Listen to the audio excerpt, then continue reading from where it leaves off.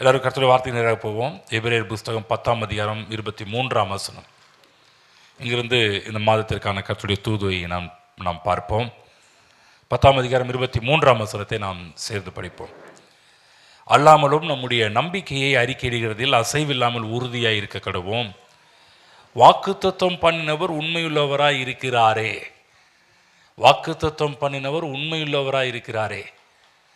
கடந்த 11 மாதங்களும் ஏராளமான வாக்கு தத்தங்களை தேவன் நமக்கு செய்தார். அவைகளில் உண்மையுள்ளவராக இருந்தார். அவைகளை எல்லாம் நம்முடைய வாழ்விலே நிறைவேற்றினார். நீங்கள் அதை பார்த்தீங்களோ இல்லையோ, நான் என் வாழ்க்கையில் அதெல்லாம் பார்த்தேன். நிறைவேற்றுதலை நான் பார்க்க ஆரம்பித்தேன். தேவன் வாக்கு தத்துவம் பண்ணினவர் உண்மையுள்ளவராக இருக்கிறாரே. நம்பலாம், தேவனை நம்பலாம், தேவனுடைய வார்த்தைகளை நம்பலாம், தேவன் கொடுக்கின்ற எல்லா விதமான தூதுவை நாம் நம்ப ஆரம்பிக்கலாம். ஏன்னா அவர் உண்மையுள்ளவராக இருக்கிறார். சொன்னதை செய்வார். செய்வதை முன்கூட்டியே சொல்லுகின்ற தேவன். அவர் செய்யாத ஒன்றையும் சொல்ல மாட்டார். அப்படிப்பட்ட தேவன் தான் நாம் ஆராதிக்கின்ற தேவனாக இருக்கிறார். ஆகவே நம்முடைய நம்பிக்கையை நாம் அறிக்கையிடுகிறதில் அசைவில்லாமல் உறுதியாக இருக்க கடவோம். ஆகவே நம்ம என்ன பேசுகிறோன்றதில் உறுதியாக இருக்கணும். தேவனை விசுவாசித்து நாம் பேசுகின்ற காரியத்தில் உறுதியாக இருக்க வேண்டும். நம்ம ரட்சிக்கப்பட்ட புதுசில் எப்படி கர்த்தரை நம்பினோமோ அதே போல் தொடர்ந்து அவரை உறுதியாக பற்றி கொள்ள வேண்டும். நம்முடைய நம்பிக்கையை அறிக்கையிடுகிறதில் அசைவில்லாமல் உறுதியாக இருக்க கடவோம் என்று சொல்கிறார். ஏன்னா நீங்கள் கவலைப்படாதீங்க, சோர்ந்து போகாதீர்கள். நீங்கள் கண்டிப்பாக கன்ஃபஸ் பண்ணுங்கள், அறிக்கை பண்ணுங்கள்.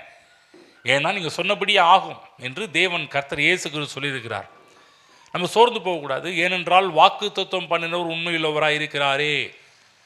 நம்முடைய தேவன் வானத்தையும் பூமியும் உருவாக்குவதற்கு முன்பாகவே தம்முடைய வார்த்தைகளை பயன்படுத்தினார் என்று வேத புத்தகத்தில் நாம் ஆதியாகமம் 1 அதிகாரத்தில் படிக்கின்றோம். எபிரேயர் ஆக்கியோன் கூட 11ஆம் அதிகாரம் 3ஆம் வசனத்தில் சொல்கிறாரு, விசுவாசத்தினாலே நாம் உலகங்கள் தேவனுடைய வார்த்தையினால் உண்டாக்கப்பட்டது என்றும் இவ்விதமாய் காணப்படுகிறவைகள் தோன்றப்படுகிறவைகளால் உண்டாகவில்லை என்றும் அறிந்திருக்கிறோம். அப்போ பிற்காலத்தில் எபிரேயாக்கியோன் என்ன சொல்கிறாருன்னா, விசுவாசத்தினால் நாம் உலகங்கள் தேவனுடைய வார்த்தையினால் உண்டாக்கப்பட்டது. பாருங்கள், தேவன் உருவாவதற்கு முன்பாக வார்த்தையின் தேவனாக இருக்கிறாரு. வார்த்தையால் தான் உலகங்களில் சர்வ சிருஷ்டிகளையும் படைத்த ஒரு தேவனாக இருக்கிறார். அதே போல் தேவன் அவர் உள்ளத்தில் என்ன விசுவாசித்தாரோ அதை பேசினார். ஆதியாகமம் 1 அதிகாரம் முழுக்க முழுக்க எல்லாம் எங்கேருந்து வெளியே வந்தது? தேவனுக்குள்ளாக இருந்தது வெளியே வந்தது. அப்போ முதல்ல தேவனுக்குள்ளே இருந்துச்சு. அதெல்லாம் எப்படி வெளியே வந்தது? பேசுவதன் மூலமாக, வார்த்தையின் சொல்வதன் மூலமாக அவைகள் எல்லாமே வெளியே வர ஆரம்பித்ததுன்னு நாம் பார்க்கின்றோம். ஆகவே தேவன் என்ன பேசினாரோ அதுதான் நடந்தது. தேவன் பேசாத ஒன்று நடக்கலை. வெளிச்சம் உண்டாக கிடவது என்றார், வெளிச்சம் உண்டானது. அவர் என்னென்னலாம் பேசினார் அது அப்படியே நடந்தது. அது மட்டுமல்ல, அவர் பேசி நடந்தது மட்டுமல்ல, தேவன் நம்மை அவருடைய சாயலாக உருவாக்கி வச்சிருக்கிறார். அவருடைய சாயல் பேசுகிற ஒரு சாயல். அவருடைய சாயலில் பன்முகத்தன்மை இருக்கிறது. அது ஒன்று பேசும் தன்மை. பேசக்கூடியவர் மனிதனை பேசக்கூடியவனாக உண்டாக்கி இருக்கிறார். இன்றைக்கி பாரு, நம்ம பேசலை அப்படின்னு சொன்னால் அழகே இருக்காது. நம்ம ஒரு மிருகம் போல தான் இருப்போம். நம்ம பாருங்கள் எவ்வளோ அழகாக பேசுகிறோம். நம்ம மொழிகளுக்கு செந்தமிழ்னு சொல்கிறாங்க. ஒவ்வொரு லாங்குவேஜுக்கும் சுந்தர தெலுங்குன்னு சொல்கிறாங்க. ஒவ்வொரு லாங்குவேஜுக்கும் ஒவ்வொரு மொழிகளுக்கும் பார்த்திங்கன்னா அதனுடைய வர்ணனை அழகழகாக கொடுக்குறாங்க. பேசலைன்னா நம்ம நல்லாவே இருக்காது. பாருங்கள், அவன் பிள்ளைங்க பிறந்தோடனே பேசுகிறத எல்லாருமே விரும்புகிறாங்க. பிள்ளைங்க பேசும்போது அவ்வளோ சந்தோஷப்படுறாங்க. ஏன்னா நம்மளே பாருங்கள், பிள்ளைங்க பேசும்போது சந்தோஷப்படும் போது, நாம் தேவனுடைய வார்த்தைகளை பேசும்போது நம்முடைய தேவன் சந்தோஷப்படுறார். நம்மளும் ரட்சிக்கப்பட்ட புதுசில் அப்படியே சின்ன பிள்ளைங்க மாதிரி தான் மழலை மொழிகள் இருந்தோம் பாருங்கள். ஆனால் அதுலேயே இருப்பதை எல்லோரும் விரும்புறது கிடையாது. நாட்களாக பிள்ளைங்க பேசலாம், வருத்தம் உண்டாகுது. ஐயோ, பிள்ளை பேசலையே, இத்தனை வயசாச்சு அத்தனை வயசாச்சு பிள்ளை பேசாமல் இருக்கிற ஒரு வருத்தம் உண்டாகும். ஆனால் பிள்ளைங்க பேச ஆரம்பித்தாங்கன்னா அது ஒரு மிகப்பெரிய ஒரு மகிழ்ச்சி. அவதான் ரட்சிக்கப்பட்ட ஜனங்களாகி நாம் விசுவாச வார்த்தைகளை பேச கற்றுக்கொள்ள வேண்டும். எப்போல்லாம் விசுவாச வார்த்தைகளை பேசுகிறோமோ அது தேவனுக்கு ரொம்ப பிரியம் என்பதை புரிந்து கொள்ள வேண்டும். ஆகவேதான் தேவன் எல்லாவற்றையும் ஆள கடவர்கள் என்று சொன்னார். எப்படி ஆள்வது? வார்த்தையினால் உலகங்களை நாம் ஆள வேண்டும். ஆனால் என்ன நடந்தது என்னவென்றால், வார்த்தையினால் உலகத்தை ஆளக்கூடிய மனிதன் என்ன பண்ண ஆரம்பித்தானா, வார்த்தையினால் தன்னுடைய ஆளுகையையும் அதிகாரத்தையும் அந்தஸ்தையும் கனத்தையும் மகிமையையும் இழந்து போனான் என்று நாம் பார்க்கின்றோம். பிசாசானவன் மனிதனுடைய கண்களை குருடாக்கி அவனுடைய வாயின் வார்த்தைகள் முக்கியமற்ற ஒரு தன்மையாக மாற்றிவிட்டான். அதான் பெரிய பிரச்சனையே. நீங்களும் யோசிச்சு பாருங்க, பாவத்தில் விழுந்த ஒரு மனிதன், மனம் திரும்பாத ஒரு மனிதன் தங்களுடைய நாவை எப்படிலாம் தாறுமாறாக பயன்படுத்துகிறார்கள் என்பதை நம்ம உலகத்தில் பார்க்குறோம் இல்லைங்களா? உலகத்தில் நம்ம கூட இருக்கிறவர்கள், நம்முடைய இனஜன பந்துகள், நம்முடைய நண்பர்கள், உறவினர்கள், இவர்கள் எல்லாருமே பாருங்கள் எப்படி தன்னுடைய வார்த்தைகளை தவறாக பயன்படுத்துகிறத, இன்னும் சொல்லப்போனால் தாறுமாறாக பயன்படுத்துகிறத பார்க்குறோம். நிறைய பேருடைய வாயை திறந்தாலே பார்த்தீங்கன்னா தூஷணமான ஒரு வார்த்தைகளை தான் மக்கள் பேசுகிறத பார்க்குறோம் இல்லைங்களா? ஒரு நல்ல வார்த்தை கேட்க முடியல. இன்னைக்கு பாருங்கள், ஒரு காலகட்டத்தில் எல்லாமே பக்கத்தில் குடியிருந்தனால அப்பையும் பாருங்கள் மக்கள் நல்ல ஒரு வார்த்தை பேசுனது கிடையாது. இன்றைக்கும் அப்படி நடக்குது. இங்கெல்லாம் கூட்டம் கூடுதோ கொஞ்சம் யோசிச்சு பாருங்கள், பேசுகிற வார்த்தையே நல்லா இருக்காது, கேட்குறதுக்கே கொஞ்சம் நம்முடைய காதே கூசுகிற மாதிரி இருக்கும். அப்படிப்பட்ட வார்த்தைகள்லாம் பேசுகிறாங்க. ஏன் என்று பார்த்தால் ரோமர் புஸ்தகம் 3ஆம் அதிகாரம் 12-14 வசனம் வரையில் பார்த்தீங்கன்னா, எல்லாரும் வழி தப்பி ஏகமாய் கெட்டு போனார்கள், நன்மை செய்கிறவன் இல்லை, ஒருவனாகிலும் இல்லை சொல்லிட்டு என்ன சொல்றாரு, அவர்கள் தொண்டை திறக்கப்பட்ட பிரேத குழி, தங்கள் நாவுகளால் வஞ்சனை செய்கிறார்கள், அவருடைய உதடுகளின் கீழ் பாம்பின் விஷம் இருக்கிறது, அவர்கள் வாய் சபிப்பினாலும் கசப்பினாலும் நிறைந்திருக்கிறது. யாரை பற்றி சொல்றாரு? விழுந்து போன மனிதர்களை பற்றி பேசுறாரு. பாவம் உள்ள வந்த உடனே என்ன பண்ணுச்சு? கவனமாக கேளுங்க. பாவம் உள்ள வந்த உடனே ஆவியிலே தேவனை விட்டு பிரிந்தது மட்டுமல்ல, அவன் சரீரத்தில் பேசக்கூடிய பேச்சை கூட மாற்றிருச்சு. நல்லா பேச முடியல, அவன் தாறுமாற பேச தூஷண வார்த்தையில் பேச ஆரம்பிச்சிட்டான். அப்போ பாவத்தில் இந்த மனிதன் இப்படி பேசுகிற வார்த்தைகள், இந்த அவலநிலை எல்லாமே, அவன் பேசுகிற வார்த்தைகள் எல்லாம் எதை காமிக்குதான்? மனுஷன் பாவத்தில் விழுந்தவனாக இருக்கிறான் என்பதை நமக்கு சுட்டி காண்பிக்கின்றதாக இருக்கின்றது. உலகத்தில் இப்படி பேசுகிறாங்கன்னா நல்லா புரிஞ்சுக்கணும். பேசுகிற வார்த்தை தாறுமாறான தூஷண வார்த்தைகள் இதெல்லாம் கேட்கும்போது நம்ம ஒன்று புரிஞ்சுக்கணும், இந்த உலகம் இன்னும் பாவத்தின் அடிமைத்தனத்தில் தான் கடந்து கொண்டு இருக்கிறது. அப்போ நாம் கூட ஒரு நாள் அப்படிப்பட்ட ஒரு நிலைமையில தான் வாழ்ந்து வந்தோம். கண்டதை பேசணும், இஷ்டத்துக்கு பேசணும், அதாவது வாயில் வரக்கூடாதெல்லாம் பேச ஆரம்பித்தோம். ஆனால் தேவன் கிருபையினால் இரக்கத்தினால் தேவன் நம்மை மீட்டு கொண்டார், நம்மை சந்தித்து மீட்டு கொண்டார், நம்மை ரட்சித்தார் என்று நம்ம விதத்தில் பார்க்குறோம். இன்றைய கிறிஸ்துவுக்குள் புது சிருஷ்டிகளாக இருக்கின்றோம். இப்போ நம்முடைய நாவு இயேசு கிறிஸ்துவின் இரத்தத்தினால் கழுவப்பட்டு பரிசுத்தமாக்கப்பட்டிருக்கிறது. ஆமென். அதான் புரிஞ்சுக்கணும். இப்போ வேற மாதிரி கிடையாது. பரலோக அக்கினினால் பரிசுத்த ஆவியானவர் நம்முடைய நாவை புடமிட்டு தேவனுக்கு உகந்த வார்த்தைகளையும் வெற்றி வாழ்க்கைக்குரிய வார்த்தைகளையும் பேசுவதற்கு நமக்கு உதவி செய்கிறார். பரிசுத்த ஆவியானவர் வேதத்தில் பாருங்க, ஒரு வசனம் போடப்பட்டு நாவை அடக்க ஒரு மனுஷனாலும் கூடாதுன்னு யாக்கோபு ஒரு இடத்துல எழுதி வச்சிருக்கார், 3ஆம் அதிகாரத்தில் எழுதி வச்சிருக்கிறார். ஆனால் நாவை அடக்க ஒரு மனுஷனும் கூடாதுன்னு சொன்னவர், நான் உங்களுக்கு சொல்கிறேன், பரிசுத்த ஆவியானவரின் கட்டுப்பாட்டுக்குள் நம்முடைய நாவை அடக்க முடியும், நம்ம சரியாக பேச முடியும். நம்ம பரிசுத்த ஆவியானவர் நம்மை சரியாக பேசுவது மட்டுமல்ல, முற்போக்காக பேசுவதற்கும் பரிசுத்த ஆவியானவர் நம்மை உந்தி தள்ளுகிறவராக இருக்கின்றார். ஆமென். இப்போ நாவை அவருடைய கட்டுப்பாட்டுக்குள்ளே போகும்போது, அவருடைய கண்ட்ரோலில் போகும்போது நம்மை நாவை அடக்க முடியும். வேதத்தில் சொல்லிட்டார் யாக்கோபு, நாவை அடக்க ஒரு மனுஷனால முடியாது, ஆனால் முடியும். எப்படி முடியும்? ஆவியானவர், பரிசுத்த ஆவியானுடைய கட்டுப்பாட்டுக்குள்ள நம்ம ஆள ஆரம்பித்தோம்னா கண்டிப்பாகவே நம் நாவை சரியான விதத்தில் பயன்படுத்த முடியும். அநேக நேரத்தில் பாருங்கள், விசுவாசிங்க ரட்சிக்கப்பட்ட அநேகர் பார்த்தீங்கன்னா தங்களுடைய நாவின் வார்த்தைகள், வாயின் வார்த்தைகள் முக்கியமானது என்றும் எதிர்காலத்தை நிர்ணயிக்கக்கூடியது என்பதையும் மக்கள் அறியாமல் இருக்கிறார்கள். நல்லா புரிஞ்சுக்கணும். உங்கள் எதிர்காலத்தை டிசைட் பண்ணக்கூடியது, நிர்ணயிக்கக்கூடியது பார்த்தீங்கன்னா உங்கள் நாக்கு என்பதை புரிந்து கொள்ள வேண்டும். அன்றைக்கு இடத்துல மக்கள் ரொம்ப நேரம் உபவாசம் பண்ணுறாங்க, அதிகமாக ஜெபம் பண்ணுறாங்க. ஆனால் நடக்கிறது என்னன்னா, நல்ல விஷயம், ஜெபம் ரொம்ப கிறிஸ்தவத்தில் தேவையான ஒரு காரியம், ஜெபம் நல்லது, உபவாசம் நல்லது. ஆனால் மக்கள் என்ன பண்ணுறாங்க, உபவாசம் பண்ணிட்டு ஜெபம் பண்ணிட்டு வந்த பிற்பாடு அவங்க என்ன பண்ணுறாங்கன்னா, வெளியே தேவ சமூகத்திலேருந்து வெளியே வந்த பிற்பாடு அவிசுவாசத்தை தான் அதிகமாக பேசுகிற ஜனங்களாக இருக்கிறாங்க. அதான் கஷ்டமாக இருக்குது. ஏங்க இவ்வளோ நேரம் ஜெபம் பண்ணிட்டு வரீங்க பாருங்கள், நம்ம சர்ச்சுக்கு போயிட்டு வந்தால் கூட பாருங்கள், நிறைய பேர் நம்மளை பார்த்து, ஏங்க சர்ச்சுக்கு போயிட்டு வந்தீங்க ஒரு நல்ல வார்த்தை பேச மாட்டிங்களா? சில பேர்லாம் கேட்பாங்க, இவ்வளோ நேரம் சர்ச்சில் இருந்து தானே வர, வந்தோடனே ஆரம்பிச்சிட்டியா அப்படின்வாங்க, வந்தோடனே உன்னுடைய இதாக ஆரம்பிச்சிட்டியா அப்படின்வாங்க. அதுதான் பாருங்கள், ரொம்ப கவனமாக இருக்க வேண்டும். நம்ம ஜெபம் பண்ணுறது நல்லது, உபவாசம் பண்ணுறது நல்லது, சபைக்கு வருவது நல்லது. ஆனால் வந்துட்டு நம்ம போய் வாயின் வார்த்தைகளை தாறுமாறா பேச ஆரம்பித்தோம்னா அது ஒரு அழகு இருக்காது. ஆகவே நல்லா புரிந்து கொள்ளுங்கள். நம்ம அநேக நேரத்தில் பாருங்கள், அவிசுவாசத்தை தாராளமாக பேசுகிற மக்களாக மாறிடுறோம், விரும்பத்தகாத வார்த்தைகளாக பேசலாம் மாறிடுறோம். அநேக நேரத்தில் இதெல்லாம் நம்முடைய வாழ்க்கையில் இழுத்து போட்டுக்கொள்கிறோம். தேவையில்லாத வார்த்தையில் பேசி நம்முடைய வாழ்க்கையில் அதை வரவேற்றுக் கொள்கின்றோம். ஆகவே நல்லா புரிஞ்சுக்கணும், நாவை அடக்கி ஆளாவிட்டால் ஆசீர்வாதம் நிறைந்த கிறிஸ்துவ ஜீவியத்தை நாம் இழந்து போவோம் என்று வேதம் சொல்லுகின்றது. நாவுக்கும் கிறிஸ்துவ ஜீவியத்துக்கும் ரொம்ப சம்பந்தம் இருக்குது. நாக்கை நம்ம தவறாக பயன்படுத்தணும் என்றால் கிறிஸ்துவ ஜீவியமே ஒன்றும் இல்லாமல் போயிடும், ஆசீர்வாதத்துக்குள் நம்ம போக முடியாது. யாக்கோபு 1:26 படிக்கின்றோம், உங்களில் ஒருவன் தன் நாவை அடக்காமல் தன் இருதயத்தை வஞ்சித்து தன்னை தேவபக்தியுள்ளவன் என்று அவனுடைய தேவபக்தி வீணா இருக்குமே என்று சொல்றார். நாவை அடக்காம போனீங்கன்னா அவன் தேவபக்தி வீணா போயிடுன்றார். புரிஞ்சுச்சிங்களா என்ன சொல்றாருன்னு?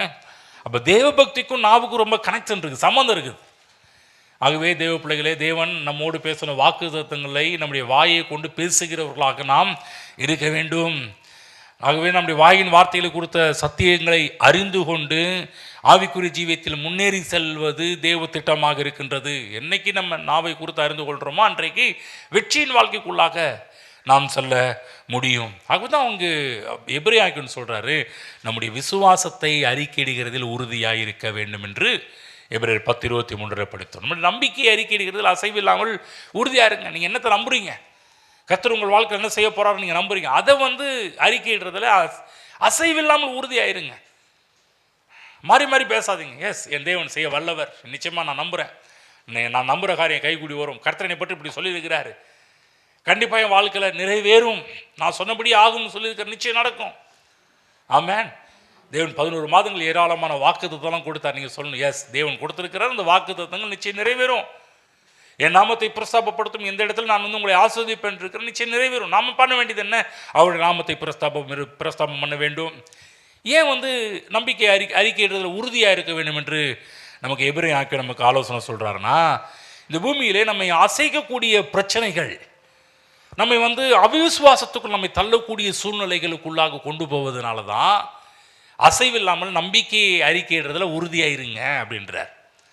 அந்த நேரத்தில் பிசாசு என்ன பண்ணுறான், தேவையில்லாத அவிசுவாசங்களை நம்முடைய வாழ்க்கையில் கொண்டு வந்துடுறான், பிற்போக்கான சூழ்நிலை கொண்டு அதை நம்முடைய வாழ்வில் பேசும்படி வச்சிடுறான்.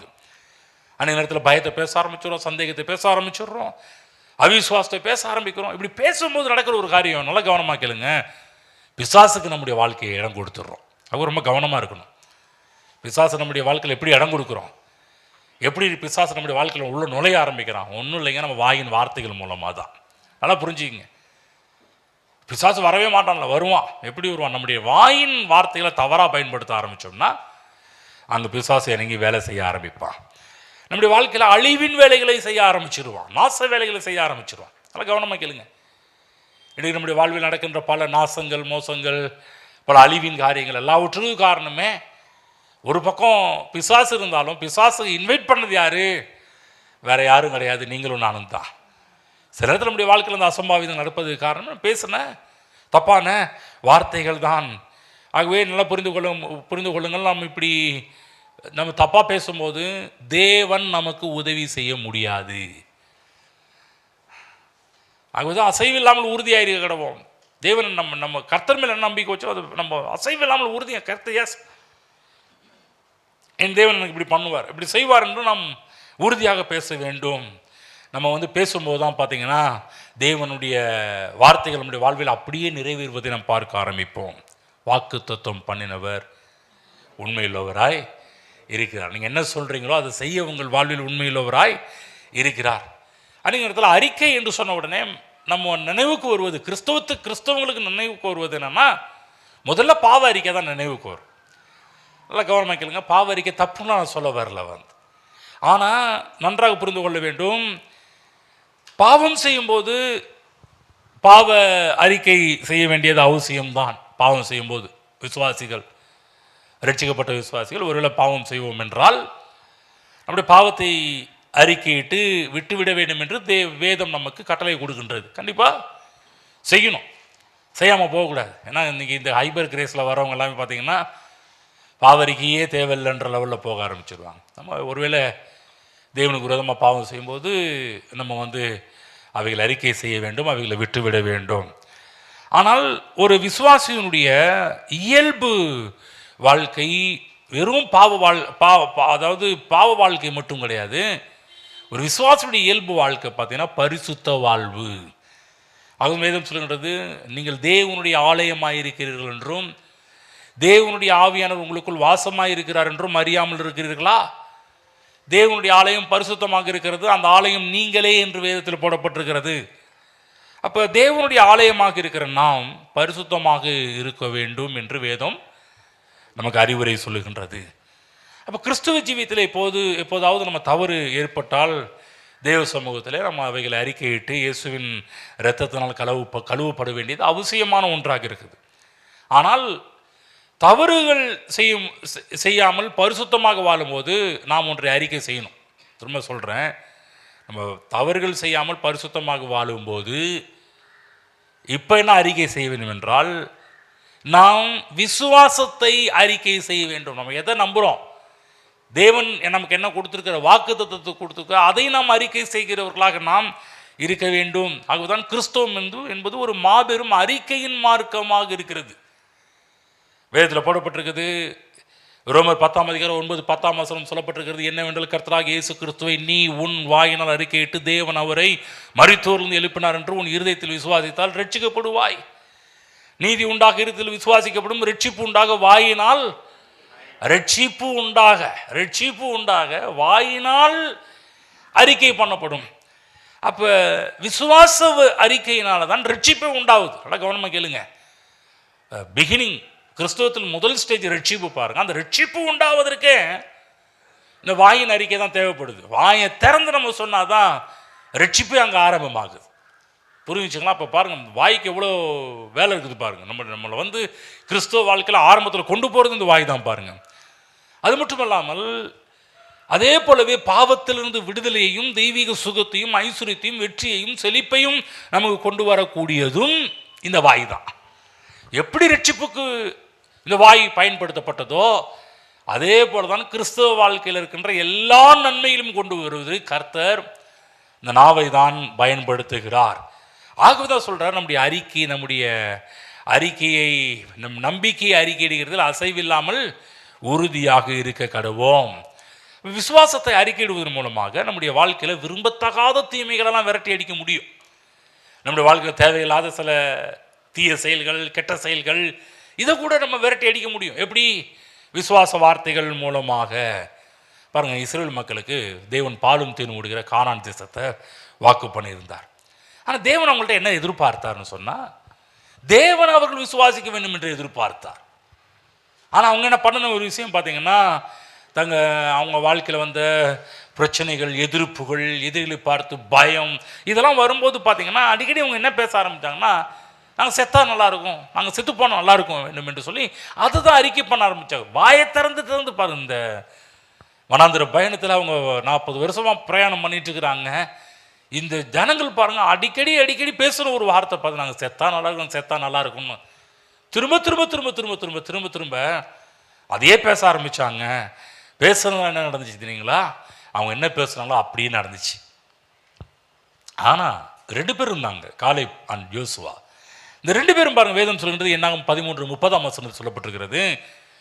காலேப் சொல்கிறாரு, நாம் உடனே போய் அதை சுதந்திரித்துக் கொள்வோம், நாம் அதை எளிதாய் ஜெயித்து கொள்ளலாம் என்றார். கவனிங்க, இவர் பேசுகிற பேச்சு வித்தியாசமாக இருக்குது. அவங்க பாருங்கள், தப்பாக பேசணும். அவங்களாம் அப்படிப்பட்டவங்க முடியாதுங்க, அவங்களெல்லாம் ராட்சத பிரிவிங்க, நாங்கள் அவங்க பார்வைக்கு வெட்டுக்கிளிகளுங்க, இப்படி பேசிக்கிட்டு இருந்தாங்க. யோசுவா கூட பாருங்க, காலேப் எப்படி நம்ம எளிதாகி சுதந்திரிக்கலாம் என்று சொல்கிறாரு, யோசுவாவும் சொல்கிறாரு, கர்த்தர் நம்மேல் பிரியமாக இருந்தால், ஏன்னா 14:8-9 சொல்கிறாரு, கர்த்தர் நம்மேல் பிரியமாக இருந்தால் அந்த தேசத்திலே நம்மை கொண்டு போய் பாலும் தேனும் ஓடுகிற அந்த தேசத்தை நமக்கு கொடுப்பார், கர்த்தர் நம்மோடு இருக்கிறார் என்று யோசுவாவும் சொல்கிறார். கவனமாக கேளுங்க, இன்னொரு விஷயம் சொல்கிறேன் பாருங்க. வேதத்தில் நடந்த ஒரு விஷயம் என்னன்னா, தேவன் பார்த்தீங்கன்னா இவங்க பேசின வார்த்தையும் கேட்டார், அவங்க பேசின வார்த்தையும் கேட்டார். நல்லா கவனமாக கேளுங்க. இஸ்ரவேல் மக்கள் பேசின அவிசுவாசத்தின் வார்த்தையும் தேவன் கேட்டாரு. அதே இஸ்ரவேல் மக்கள் பேசின 2 பேர் பேசின விசுவாசத்தின் வார்த்தையும் கர்த்தர் கேட்க ஆரம்பித்தார். அவர் கேட்கிறார். சொல்லுங்க, அவர் கேட்கிறாரு. நல்லா கவனிக்கணும். நீங்கள் பேசின விசுவாச வார்த்தையை கேட்கிறார். அதே போல் இன்னொருத்தர் இருக்கிறான், அவன் பாருங்கள் நீங்கள் பேசுகிற அவிசுவாச வார்த்தையை கேட்கறதுக்கு அவன் ரெடியாக இருக்கிறான். நீங்கள் விசுவாச வார்த்தை பேசும்போது தேவன் இறங்கி கிரியை செய்ய அவர் ரெடியாக இருக்கிறாரு. இன்னொரு பிரமாணமும் இருக்குது.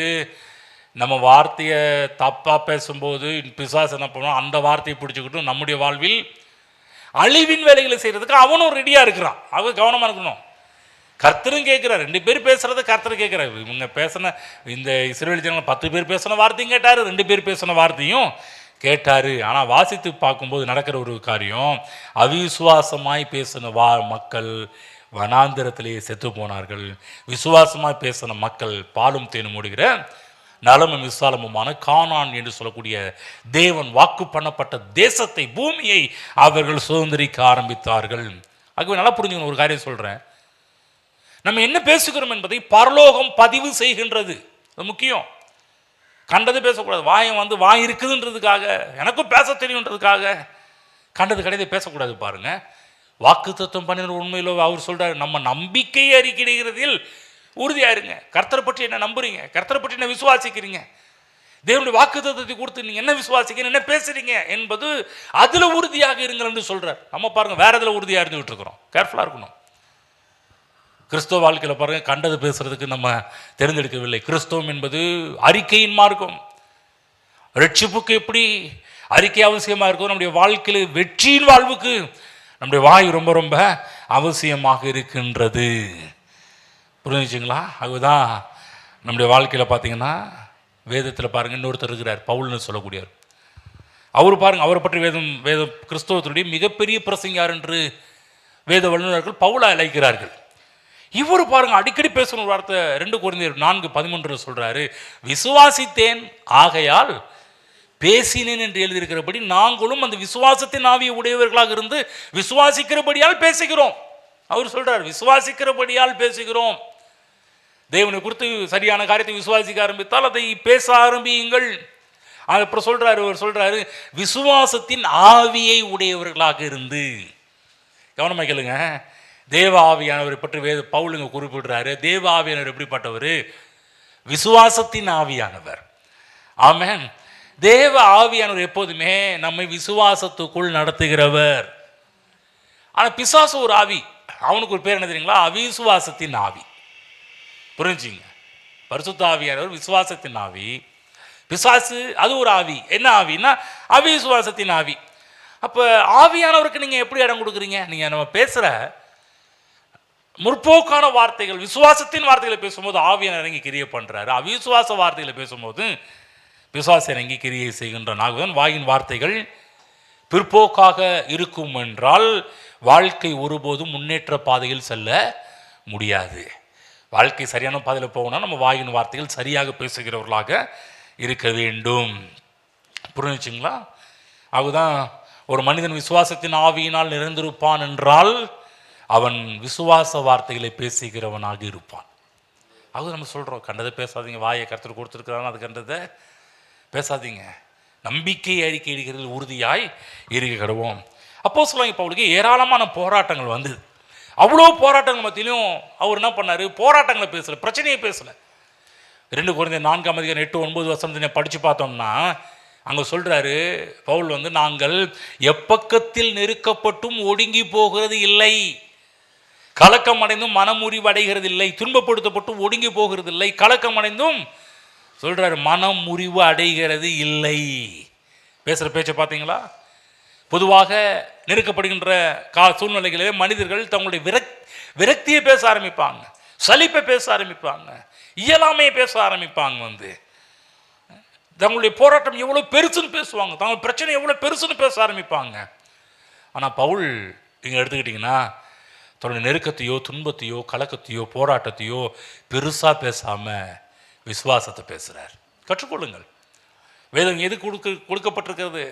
வேதத்தில் வாழ்ந்த பரிசுத்தவான்கள் நமக்கு முன்பாக விசுவாச வார்த்தைகளை பேசி சென்றார்கள். பிரச்சனைகள் கஷ்டங்கள் மத்தியில் நாமும் அப்படி பேச கற்றுக்கொள்ள வேண்டும். நம்மளும் சொல்லணும், ஒடுங்கி போகிறது இல்லை. சொல்லுங்க, நான் ஒடுங்கி போவதில்லை, மனம் முறிவடைகிறதில்லை, கை விடப்படுகிறதில்லை. ஆமென். இப்படிலாம் பேசும்போது உங்கள் விசுவாசத்தை வெளிப்படுத்துறீங்க. என்னதான் பிரச்சனை, நான் மூழ்கி போக மாட்டேங்க, நான் நிற்பேங்க, என்னையே ஒன்றும் பண்ணாதுங்க, எனக்கு ஒன்றும் ஆகாதுங்க, நான் ஜெயிப்பேன், நான் மேலே வருவேன், என்றெல்லாம் இப்படி சரியாக பேச ஆரம்பிக்க வேண்டும். கடைசியாக பவுல் கூட சொல்கிறார், 2 தீமோத்தேயு 4:7 சொல்கிறார், நல்ல போராட்டத்தை போராடினேன், விசுவாசத்தை காத்து கொண்டேன். அவர் விசுவாசத்தை காத்துக்கொள்கிறார். என்ன சொல்ற, விசுவாசத்தை காத்துக்கொண்டு என்ன சொல்கிறாருன்னா, நான் நல்ல வார்த்தையை பேச கற்றுக்கிட்டேன், அதை காத்துக்கிட்டேன், என் வாயை திறந்து ஒரு நாளும் கெட்ட வார்த்தை பேசலைன்றார். கெட்ட வார்த்தை என்பது என்ன? விசுவாசத்துக்கு எதிராக இருக்கின்ற எல்லாமே கெட்ட வார்த்தை தான். ஹலோ, நம்ம இந்த ஊரில் இங்கிலீஷ் வார்த்தை பேசுகிறாங்க, அது இல்லை. சண்டை வரும்போது, வீட்டில் கணவன் மனைவி சண்டை வரும்போது, தெருவில் தண்ணி பிடிக்கும்போது, இப்போல்லாம் இல்லை பாருங்க, நான் அங்கே சின்ன வயசில் பார்த்தீங்கன்னா அங்கே தான் பைப்படிலாம் ஏகப்பட்ட சண்டை, ஏகப்பட்ட இங்கிலீஷ் வார்த்தைலாம் வர ஆரம்பிக்கும். எனக்கு தெரியும் பாருங்க, எங்கள் வீட்டுக்கு முன்னாடி ஒரு அம்மா இருக்கிறாங்க, எப்போ பார்த்தாலும் பிள்ளைகளை கூப்பிட்டா கெட்ட வார்த்தை, அந்த அடைமொழி வச்சு தான் கூப்பிடுவாங்க. யோசிச்சு பாருங்க, அப்படிப்பட்ட இடத்துல வளர்ந்தேன் நான். ஆனால் அந்த வார்த்தையில் எங்கள் வீட்டில் நாங்கள் பேசலை பாருங்க. எங்கள் வீட்டுக்கு எதிரில் பாருங்க, அவ்வளோ இங்கிலீஷ் வார்த்தை, காலையிலேயே இங்கிலீஷ் வார்த்தை வரும் பாருங்க, வீட்டில் இருந்து கெட்ட வார்த்தை வரும் பாருங்க. யோசிச்சு இப்போ எங்கள் வீட்டுக்கு ஆப்போசிட்டில் இப்படி பேசிகிட்டு இருந்தாங்க, ஆனால் நாங்கள் எப்படி இருந்தோம்? நாங்கள் இப்படி பேசலையே. தேவனை பிடிச்சிக்கிட்டோம், வார்த்தையை பிடிச்சிக்கிட்டோம், இதை பேச ஆரம்பித்தோம். நான் சொல்கிறேன், இன்னைக்கு வரையிலும் நான் சொல்கிறேன், எங்கள் திருச்சி வீட்டிலையா இருக்கட்டும், இங்கேயா இருக்கட்டும், ஒரு நாள் வாயை திறந்து அப்படிப்பட்ட வார்த்தைகளெல்லாம் பேசுறது கிடையாது. அவிசுவாச வார்த்தையில் பேசுறது கிடையாது. தேவனால் என்ன முடியும், தேவனால் என்ன கூடும். ஆகவேதான் பைபிளில் சொல்கிறாரு, உங்கள் நம்பிக்கை அறிக்கையிடுகிறதில் உறுதியாக இருக்க கடவுள்னு சொல்கிறார். விசுவாசத்தை காத்துக்கொண்டேன்னு சொல்கிறார் வந்து. ஆகவே நல்லா புரிஞ்சுக்கணும், உங்கள் பிரச்சனைகளை பெரிதாக பேசாமல் பவுலை போல விசுவாசத்தை அறிக்கையிடுங்கள். புரிஞ்சுங்களா? அவதான் பவுல் சொல்கிறார், ரோமர் 10:8 சொல்கிறார், இந்த வார்த்தை உனக்கு சமீபமாய் உன் வாயிலும் உன் இருதயத்திலும் இருக்கிறது என்று சொல்லுகிறது. இந்த வார்த்தை நாங்கள் பிரசங்கிக்கிற விசுவாசத்தின் வார்த்தையே. அப்போ பவுல் என்ன பேசுகிறார்? விசுவாசத்தின் வார்த்தையை பேச ஆரம்பிக்கிறார். அப்போ அது இருதயத்திலும் வாயிலும் வைக்க வேண்டும், பேச வேண்டும். அப்போ தேவனுடைய வார்த்தையில் இருதயத்தில் வைத்து வாயினால் அறிக்கையிடும்போது ஆச்சரியப்படத்தக்க அனுகூலம் உண்டாகும், அற்புதமான காரியங்கள் நடக்க ஆரம்பிக்கும். ஆமென். பிரச்சனைகள் நீங்குவதை பார்ப்பீங்க, சந்தோஷம் உண்டாவதை பார்ப்பீங்க, வழிகள் திறக்கப்படுவதை நீங்கள் பார்க்க ஆரம்பிப்பீர்கள்.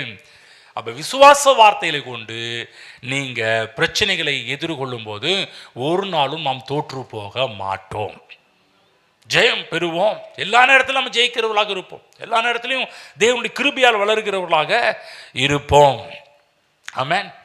புரிஞ்சுங்களா? பிசாசு பாருங்க, இயேசு கிறிஸ்துவை 3 முறை சோதித்தான் பாருங்க. 3 முறையும் இயேசு கிறிஸ்து என்ன பேசினாரு? பிசாசு பேசின அந்த அழிவின் வார்த்தைகள் பைபிள்ல இருந்தா எடுத்து பேசணும். பைபிள்ல இருந்து சில அழிவின் வார்த்தைகளை பேச ஆரம்பிச்சான். ஆனா இயேசு கிறிஸ்து அதே வேதத்தை கொண்டு எழுதியிருக்கிறது, இவரும் சொல்றேன், எழுதியிருக்கிறதே இப்படி எழுதியிருக்கிறத கவனிச்சு பார்த்தியா அப்படின்னார். அப்போதான் வேதத்தை படிக்கும்போது சில நெகட்டிவ் வார்த்தையும் இருக்கும், நம்ம அதை பேசக்கூடாது. அதற்கு எதிர்மாறாக இருக்கின்ற பாசிட்டிவ் வார்த்தை இருக்கும், அதையும் நாம் பேச கற்றுக்கொள்ள வேண்டும். பாருங்க, தாவீது கோலியாத்தை எப்படி வின் பண்ணாரு? அவ்வளோ பெரிய ராட்சதன், இவர் சின்ன பையன் பாருங்க, பெரிய ராட்சதன் எப்படி வின் பண்ணாரு? அவன் பாருங்க பெரிய பெரிய அந்த இராணுவ ட்ரெஸ்ஸோடலாம் வரான் பாருங்க. இவன் பாருங்க சும்மா ஆடு மேய்க்கிறவன் பாருங்க, கவனையும் ஒரு குச்சி தடியை தான் கொண்டு போகிறான் பாருங்க. ஆனால் இவன் கவனால் தாவீது வின் பண்ணல. அதற்கு முன்னாடியே தாவீது விசுவாச வார்த்தைகளை பேச ஆரம்பிச்சிட்டார் வந்து. நல்ல கவனம் வைக்கலாம். கோலியாத் எப்படி விழுந்து போனான்? ஒரு பெரிய, அதாவது ஆவிக்குரிய காரியத்தில் பெரிய சக்தி வாய்ந்த காரியம் என்ன? பேசுகிற வார்த்தையில் சரியாக பேச ஆரம்பித்தார். இன்று நான் உன்னை கொன்று உன் தலையை வந்து பறவைகளுக்கு போடுவோம் பாருன்னு அதுக்கு முன்னாடியே பேச ஆரம்பிச்சிட்டார் வந்து. யோசிச்சு பார்த்தீங்கன்னா முன்கூட்டியே பேச ஆரம்பிக்கிறார் வந்து.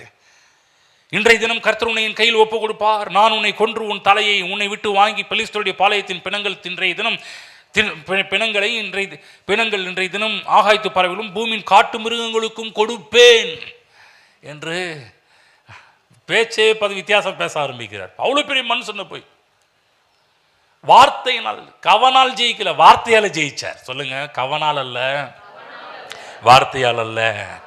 அப்ப தாவீது கல்லை வீசுறதுக்கு முன்னாடியே சொல்லை வீசிட்டார், சொல்லை வீசிட்டார்.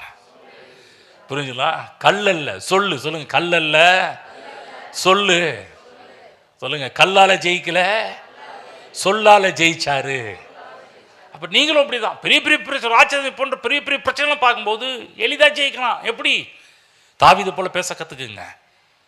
பெரிய பருவதமே நீ எம்மாத்திரம், எனக்கு முன்பாக நீ சமபூமியாவாய். அப்போ அப்படிதான் பேச கற்றுக் கொடுத்தார் ஆண்டவர் வேதத்தில். பலவீனன் எவனும் தன்னை பலவான் என்று சொல்ல கடவன்.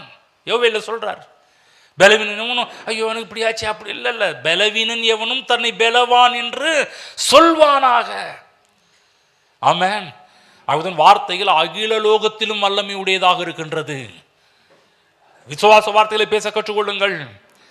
தேவ ஆவியானவர் வேலை செய்து தாவீதுக்கு ஜெயத்தை கொடுப்பதற்கு முக்கியமான காரணமாக இருந்த விசுவாச வார்த்தைகள். ஆமென். ஒருவேளை தாவீது அங்கே போய் அவிசுவாச வார்த்தைலாம் பேசியிருந்து போனோம், அம்மாடி அப்பாடி அப்படி அவ்வளோதான், அவுட் ஆகிருப்பான். அதெல்லாம் பார்த்து பயப்படல. விசுவாச வார்த்தையில் பேச கற்றுக்கொண்ட ஒரு மனிதன். அதே போல் 12 வருட பெரும்பாலுள்ள ஸ்திரீயை பற்றி வேதத்தில் பார்க்குறோம். அந்த அம்மா பற்றி மார்க் 5ஆம் அதிகாரம் 25 30 வசனம் வரை நீங்கள் படித்து பார்த்தீங்கன்னா நமக்கு இந்த ஸ்டோரி தெரியும். 12 வருஷமா ஒரு பெரிய ஒரு பிரச்சனைக்குள்ளே இருந்த அம்மா இயேசு கிறிஸ்துவ குறித்து கேள்விப்பட்டு இப்போ அவளுடைய உள்ளத்தில் பார்த்தீங்கன்னா அவளுடைய வஸ்திரத்தின் ஓரத்தையாகிலும் தொட்டால் சொஸ்தமாவேன் என்று சொல்லி, தமிழில் சொல்லின்னு வந்திருக்குதா, மூல பாஷையில் என்ன போடப்பட்டிருக்குதுன்னா சொல்லி கொண்டே வந்தாள். தமிழில் ஒரே ஒரு டைம் மட்டும் தான் சொல்லின்னு வந்திருக்குது. என்ன சொல்லி? வஸ்திரத்தைகளும் தொட்டால் சொஸ்தமாவேன் என்று சொல்லின்னு ஒரு சிங்கில் போடப்பட்டுருச்சு. ஒரே டைம் பேசுகிற மாதிரி போடப்பட்டிருக்குது. ஆனால் கிரீக்கில் போடப்பட்டிருக்குது அவள் சொல்லிக்கிட்டே வந்தான்னு போடப்பட்டிருக்குது. அவருடைய வஸ்திரத்தின் ஓரத்தை தொட்டால் சொஸ்தமாவேன், வஸ்திரத்தின் ஓரத்தைகள் தொட்டால் சொஸ்தம், வஸ்திரத்தின் ஓரத்தை தொட்டால் சொஸ்தமாவேன். ஆகவே விசுவாச செயல் நம்ம விசுவாசிக்கிறோன்றது மட்டும் இல்லை, தென் அடுத்தது பார்த்தீங்கன்னா அவைகளை பேச ஆரம்பிக்க வேண்டும். எதை நம்ம சொல்லுவோம்? நம்பிக்கையை அறிக்கையிடுகிறதில் அசைவில்லாமல் உறுதியாக இருக்க கடவும். ஏனென்றால் வாக்கு தத்துவம் பண்ணினவர் உண்மையுள்ளவராய் இருக்கிறாரே. ஆமென். விசுவாசிச்சா அந்த அம்மா, அவர் எனக்கு பலன் கொடுப்பாரு, சுகத்தை கொடுப்பார் என்று சொல்லி விசுவாசிக்கிறார். ஆகவே தேவன் குணமாக்குகிறார் என்பதை விசுவாசிக்கிறீர்களா?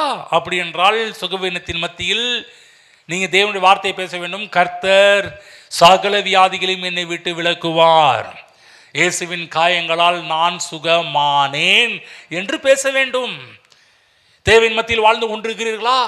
அப்போ எடுத்து பேசணும். என் தேவன் தம்முடைய ஐஸ்வரியத்தின்படி என் குறைவுகள் எல்லாவற்றையும் கிறிஸ்துவின் மகிமைக்குள்ளாக நிறைவாக்குவார் என்று பேச வேண்டும். பாருங்க, ஒரு இடத்துக்கு போயிட்டு வருவோம். எபிரேயர் 13ஆம் அதிகாரம் போங்க, 5-6 வசனத்தை படிக்கிறோம் பாருங்க. 5-6. நீங்கள் பண ஆசை இல்லாதவர்களாக நடந்து உங்களுக்கு இருக்கிறவைகள் போதும் என்று எண்ணுங்கள். நான் உன்னை விட்டு விலகுவதும் இல்லை, உன்னை கைவிடுவதும் இல்லை என்று அவர் சொல்லி இருக்கிறாரே. கவனிச்சிங்களா? அவர் சொல்லி இருக்கிறாரே. என்ன சொல்லி இருக்கிறாரு? நான் உன்னை விட்டு விலகுவதும் இல்லை, உன்னை கைவிடுவதும் இல்லை என்று அவர் சொல்லி இருக்கிறாரே. அவர் சொல்லி இருக்கிறாரு. சரி, ஓகே, அவர் சொல்லி இருக்கிறாரு, அப்படி விட்டுட்டாரா? அடுத்த லைன் போங்க. அதனாலே நாம் தைரியம் கொண்டு கர்த்தர் எனக்கு சகாயர், நான் பயப்படேன், மனுஷன் எனக்கு என்ன செய்வான் என்று சொல்லலாமே. சொல்லுங்க பார்க்கலாம், சொல்லலாமே. சொல்றது கஷ்டங்களா? இருக்கிறதுலே பாருங்க, கிறிஸ்தவ வாழ்வு ரொம்ப ஈஸி. நம்மளே கிறிஸ்தவ வாழ்வு ரொம்ப கஷ்டம் நினச்சிக்கணுங்க, ரொம்பங்க கஷ்டங்க. இல்லைங்க, ஒன்றும் இல்லை. பேசுறது கஷ்டங்களா? யாருக்கு பேசுறது கஷ்டங்களா? இவர் சொல்றாரு, சொல்லலாமே. என்னத்தை சொல்லலாம்? கர்த்தர் எனக்கு சகாயர், மனுஷனுக்கு என்ன செய்வான் என்று சொல்லலாமே. சொல்லுங்க பக்கத்தில், சொல்லலாம்ல. சொல்லுங்க, சொல்லலாம்ல. விசுவாச வார்த்தைகளை பேசலாம்ல. அப்படி கேட்கிறாரு. எபிரேயன்னு சொல்றாரு. ஏன்பா அவர் சொல்லியிருக்கிறார், அவர் கர்த்தர் சொல்லியிருக்கிறாருங்க. ரைட்டுப்பா. அடுத்த லைன், அடுத்த வசனம் பாரு. அவர் சொல்லியிருக்கிறாரு, உன்னையும் அவருடைய சாயல உண்டாக்கி இருக்கிறாரு. இப்ப நீயும் வாயை திறந்து சொல்லலாமே, பேசலாமே. எதை பேசலாம்? விசுவாச வார்த்தைகளை, தங்கள் நம்பிக்கையை, கர்த்தர் மீது நாம் வைத்திருக்கின்ற நம்பிக்கையை அறிக்கையிடுகிறதில் நம்ம அசைவில்லாமல் உறுதியாக இருக்க கடவோம். சொல்லலாமே. சொல்லலாங்களா? சொல்லுங்க. இயேசுவின் தழும்புகளால் நான் சுகமானேன், மகிமையின் ஐஸ்வரியத்தின்படி என் குறைவுகள் எல்லாவற்றையும் கர்த்தர் இயேசு நிறைவாக்குகிறார். கர்த்தர் எனக்கு சகாயர், மனுஷன் எனக்கு ஒன்றும் செய்ய முடியாது. ஆமென். ஆகவேதான் விசுவாசத்தை தைரியமாய் அறிக்கை செய்யுங்கள். ஏன்னா நீங்கள் சொன்னால் நடக்கும். இயேசு கிறிஸ்து சொல்லிட்டார், எவனாகிலும் இந்த மலையை பார்த்து நீ பெயர்ந்து சமுத்திரத்தில் தள்ளுண்டு போய் என்று சொல்லி தன் இருதயத்தில் சந்தேகப்படாமல் விசுவாசித்தால் அவன் சொன்னபடியே ஆகும் என்று நம்ம அருமையாண்டவர் இயேசு கிறிஸ்து சொல்லியிருக்கிறார். சொன்னபடி ஆகும். நீங்கள் சொன்னபடி ஆகும். சொல்லலாமே, இந்த மாதம் பிடிச்சிக்கணும் சொல்லலாமே.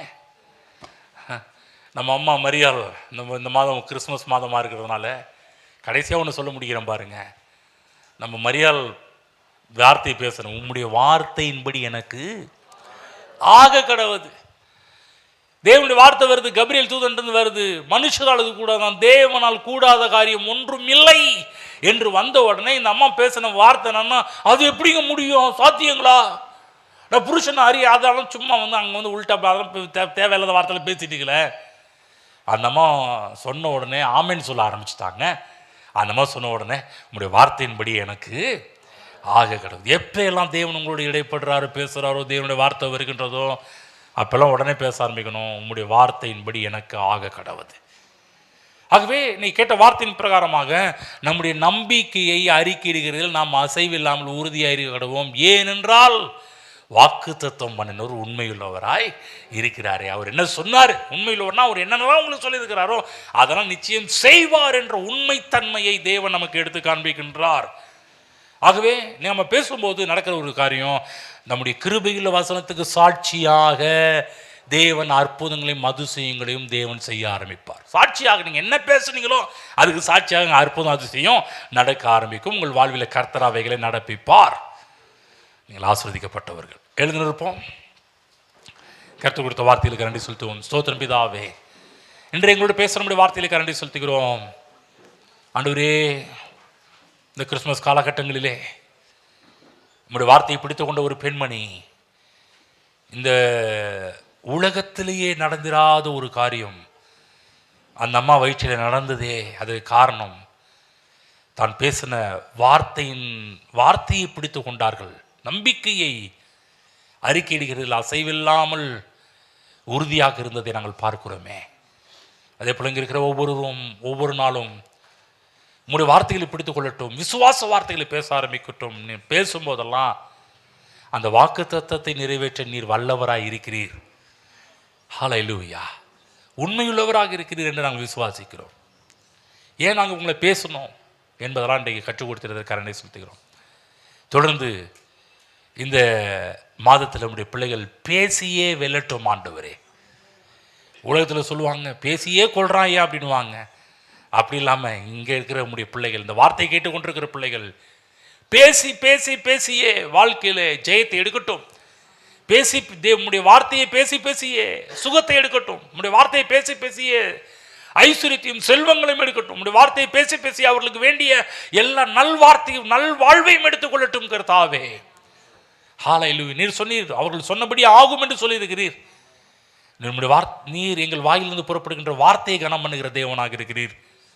நாங்கள் எங்கள் வாயிலே நம்முடைய வார்த்தையை வைத்து பேசும்போது, விசுவாச வார்த்தைகளை பேசும்போது அதை கனம் பண்ணி நிறைவேற்ற நீர் வல்லவராக இருக்கிறீர், உண்மையுள்ளவராக இருக்கிறீர். காலேப் யோசுவா பேசியே அவங்க எப்படி கானான் என்று சொல்லக்கூடிய பாலும் தேனும் முடிகிற நலமும் விசாலமான தேசத்தை அடைந்தார்களோ, அதே போல் இங்கே இருக்கிற நம்முடைய பிள்ளைகளும் தங்களுடைய வாய்களை விசுவாச வார்த்தைகளை பேசி நீர் அவர்களுக்காக வாக்கு பண்ணின எல்லா விதமான காரியத்தை இந்த பூமியில் பெற்று வாழட்டும் என்று நம்முடைய பிள்ளைகளை ஆசீர்வதிக்கிறேன். நம்முடைய பிள்ளைகள் இந்த பூமியில் பேசி பேசியே, நம்முடைய வார்த்தைகளை பேசியே, விசுவாச வார்த்தைகளை பேசியே நம்முடைய பிள்ளைகள் மேன்மை அடைவார்களாக என்று நம்முடைய பிள்ளைகளை ஆசீர்வதிக்கிறேன். வெற்றிகளையும் செழிப்பையும் சுகத்தையும் அடைவார்களாக என்று நம்முடைய பிள்ளைகளை ஆசீர்வதிக்கிறேன். இழந்து போனதையெல்லாம் பேசி பேசியே பன்மடங்காக பெற்றுக்கொள்ளட்டும் என்று நம்முடைய பிள்ளைகளை ஆசீர்வதிக்கிறேன் தகப்பனே. விசுவாச வார்த்தைகளை பேசுகின்ற ஒரு கலையை நம்முடைய பிள்ளைகள் தங்கள் வாழ்வில் வளர்த்து கொள்ளட்டும் ஆண்டவரே. ஆண்டவரே, நீர் நம்முடைய பிள்ளைகள் பேசின வார்த்தைகளுக்கு சாட்சியாக அற்புதம் அதிசயங்களையும் ஆச்சரியப்படக்கூடிய காரியத்தை நம்முடைய பிள்ளைகள் வாழ்வில் கர்த்தர் செய்வீராக. இயேசு கிறிஸ்து நாமத்தில் பிதாவே, ஆமென்.